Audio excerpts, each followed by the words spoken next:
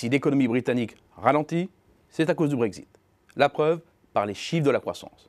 Le coup de frein est appuyé depuis 2016, et alors que l'économie britannique, depuis 2012, faisait constamment mieux que l'Union européenne, elle s'est fait déborder en 2016 et l'écart va en se creusant. Cela n'a pourtant rien à voir.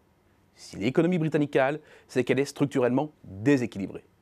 Le Royaume-Uni est d'abord un pays qui connaît un profond déséquilibre de son commerce extérieur, puisqu'il approche aujourd'hui 7% de son PIB.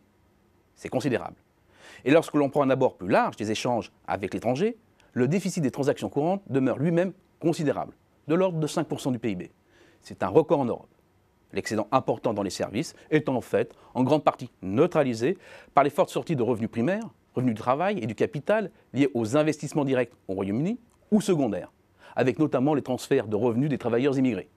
Il faut ensuite rappeler le contexte budgétaire britannique. De fait, avant même le Brexit, l'agenda politique était celui de la consolidation budgétaire.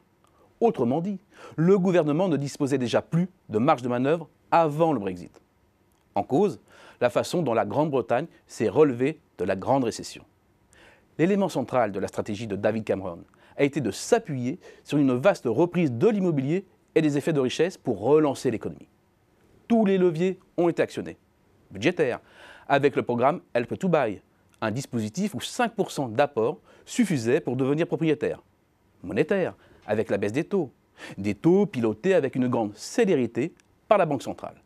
La BOE a abaissé son taux de base dès le début de la crise, l'a rapidement installé à 0,5% et maintenu ce plancher malgré la reprise qui se dessinait dès 2010, pour finalement l'amener à 0,25% depuis août 2016. C'est aussi la mise en place d'une politique non conventionnelle d'achat d'actifs qui a dopé les cours boursiers et renforcé les effets richesse. Et il suffit de superposer un indicateur global de richesse et le PIB pour prendre la pleine mesure de la corrélation. Le décalage des deux courbes suggère que c'est bien ce moteur-là qui a relancé l'économie. Les effets de richesse amplifient et précèdent la croissance économique. Le pari pris à l'époque, que les salaires embrayent pour prendre le relais et assurer une croissance pérenne. Une dynamique qui devait s'enclencher une fois le redressement de la productivité avéré. Autrement dit, une fois l'entreprise UK remise sur les rails. Or, le tapis rouge que le gouvernement avait déroulé pour les entreprises étrangères n'a pas eu l'effet escompté. Le rebond de la croissance aurait dû entraîner celui de la productivité du travail. Mais elle stagne.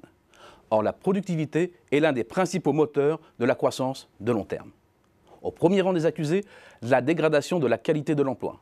Un emploi dont la progression s'est concentrée sur les personnes les moins qualifiées et sur la montée de l'auto-entrepreneuriat, ce qui a entraîné un déclassement des cadres. Les entreprises ont substitué le travail peu coûteux ou déprécié au capital, comme les pays low cost. En fait, l'économie britannique s'est heurtée à ses propres contradictions. Et le Brexit en est la conséquence, pas la cause.